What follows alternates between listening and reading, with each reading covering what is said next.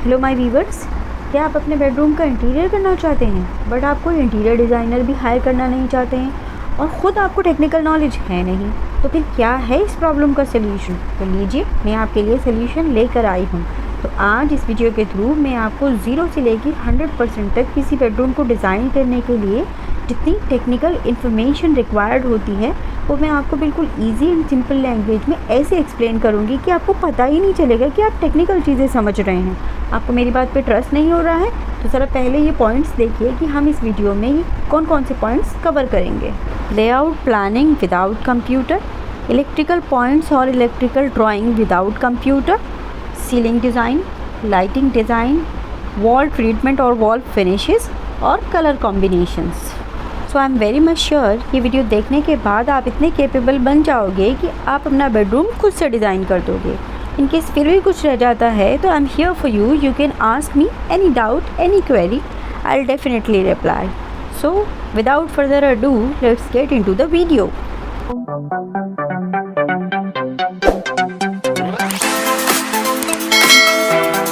अच्छा, वैसे जब हमें अपने बेडरूम का इंटीरियर करना होता है ना, तो कुछ हम पिंटरेस्ट से, कुछ गूगल से रेफरेंस इमेजेस लेते हैं, किसी की लाइटिंग पिक कर लेते हैं, किसी की फर्नीचर प्लेसमेंट पिक कर लेते हैं, किसी की वार्डरोब डिज़ाइन ले लेते हैं, किसी का सीलिंग डिज़ाइन ले लेते हैं और at the end of the day उन सबको हम कंबाइन कर देते हैं, जो कि एक बिग ब्लंडर बन जाता है। तो आई होप कि इस वीडियो को देखने के बाद ऐसा नहीं होगा। तो चलिए फिर हम सबसे पहले लेआउट बनाते हैं विदाउट कंप्यूटर। लेआउट, तो सबसे पहले बात करते हैं कि एक बेडरूम में मिनिमम मोस्ट क्या क्या फर्नीचर होता है।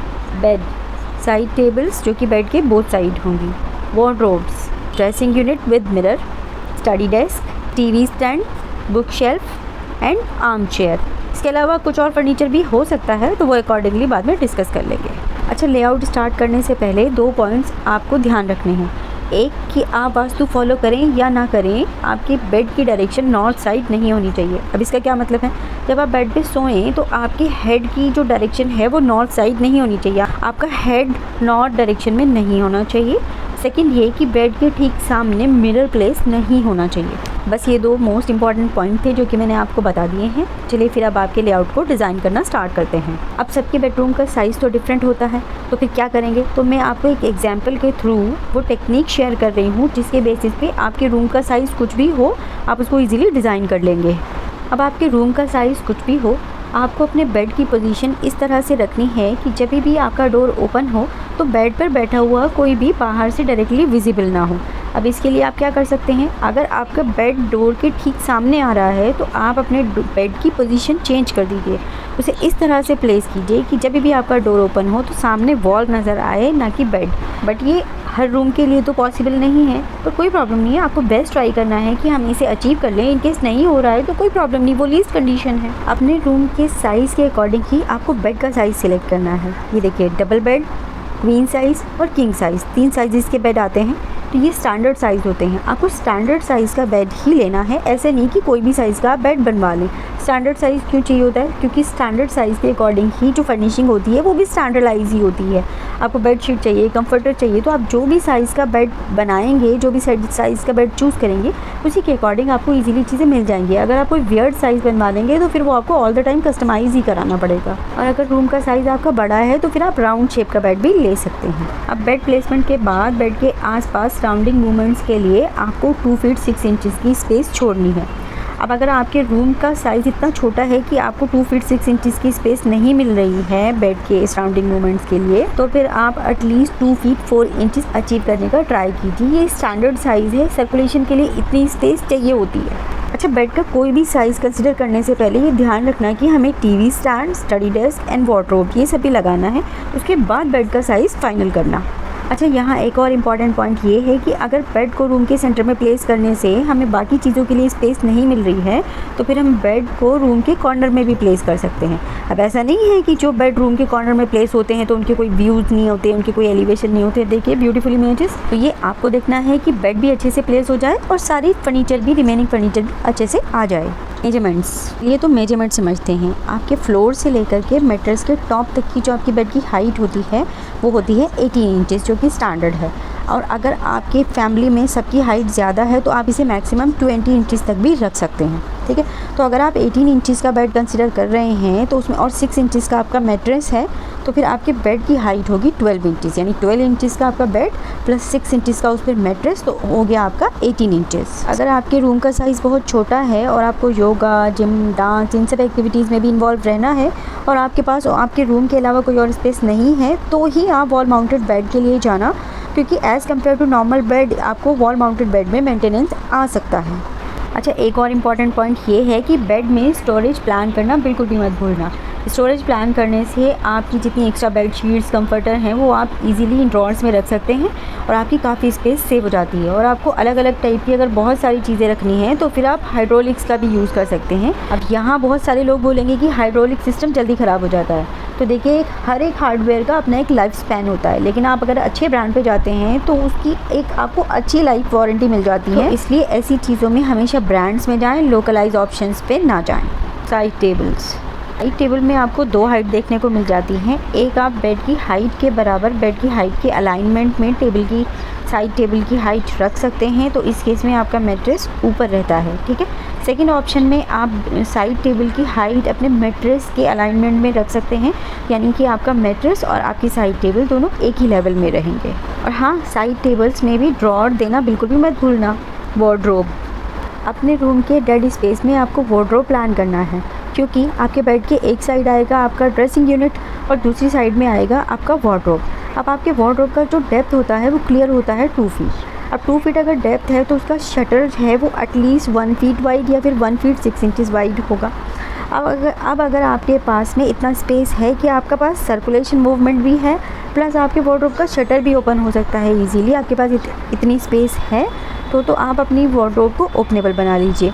अदरवाइज़ आप स्लाइडिंग शटर्स वाली वार्डरोब यूज़ कर लीजिए, ठीक है। अब अगर आपके पास में इतनी स्पेस है कि आपकी वार्डरोब की लेंथ भी आपको सफिशिएंट मिल रही है जितनी आपको रिक्वायर्ड है, तो उसी के साथ आप अपना स्टडी डेस्क भी लगा सकते हैं। और अगर आपके पास में इतना सफिशिएंट स्पेस नहीं है तो फिर जो आपके बेड के एक साइड में जो ड्रेसिंग आएगा उसी के साथ में आप अपना स्टडी डेस्क भी प्लान कर लीजिए।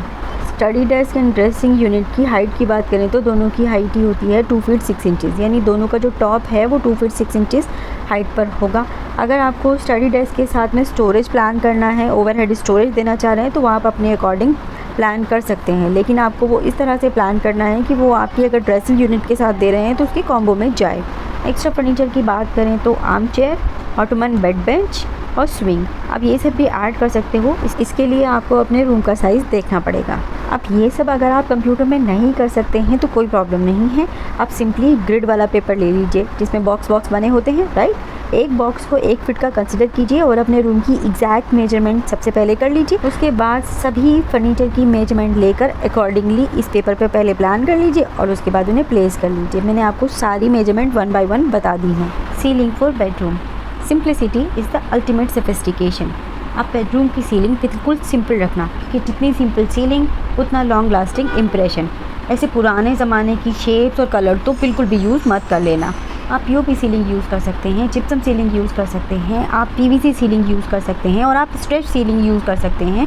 और इन सब सीलिंग को यूज़ करके आप एक एलिगेंट लुक अचीव कर सकते हैं।